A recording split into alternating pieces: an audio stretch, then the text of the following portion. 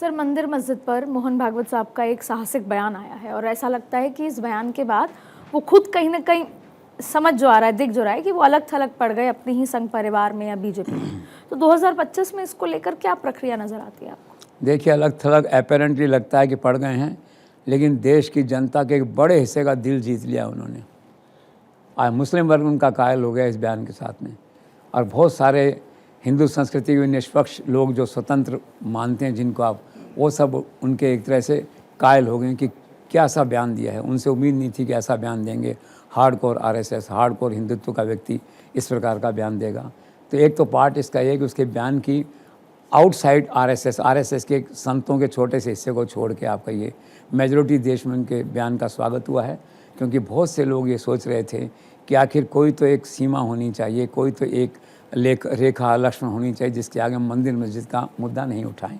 अभी उन्होंने कहा था कि ऐसा मत करिए कि हम हर मस्जिद में शिवलिंग ढूंढने चले जाएं। फिर पूना में भी उन्होंने कहा कि मंदिर मस्जिद का विवाद उठा के कुछ लोग हिंदुओं का नेता बनना चाहते हैं, ये किसी कीमत पर नहीं होगा। तो नेचुरली कुछ लोगों को बुरी लगी बात है, और आश्चर्य की बात यह है, संत तो ठीक है, कोई नहीं, 2 4 5 10 एक कंपैरेटिवली बहुत कम संख्या है इस तरह के वोकल संत की जो राजनीति में थोड़ा इस तरह का रुचि रखते हैं। बाकी तो संतों का कोई रुचि नहीं है, मंदिर मस्जिद अपनी मंदिर की पूजा में उनका भगवान है, उनका सारी दिनचर्या है जो। लेकिन गंभीर बात यह है कि जो आरएसएस का मुखपत्र है ऑर्गेनाइज़र, उसने असहमति व्यक्त की इस बयान से, और उन्होंने कहा है इन ए वे कि हम इससे सहमत नहीं हैं, और धार्मिक स्थलों की जो पहचान है कि मंदिर था कि मस्जिद थी, ये काम तो जारी रहना चाहिए, क्योंकि इससे है ना जो सिविलाइजेशन जस्टिस मिलेगा, कल्चरल जस्टिस देश को मिलेगा। तो ये एक चिंता का विषय हुआ है। लेकिन कई लोगों को अब ये, कुछ एक लोगों को ये भी आशंका है कि फेस वैल्यू पे कहीं ये दोनों जो बयान है कंट्राडिक्शन के, ये किसी रणनीति का हिस्सा तो नहीं है आरएसएस की। तो वक्त बताएगा। लेकिन कुल मिला के भागवत के बयान की तारीफ़ होनी चाहिए, क्योंकि देश में शांति, सद्भाव और आपसी जो सांप्रदायिक एकता है वो बनी रहे, तभी नरेंद्र मोदी का विकसित भारत आगे बढ़ेगा। तो कुल मिला के उनका जो बयान है वो एक अच्छा प्रयास है।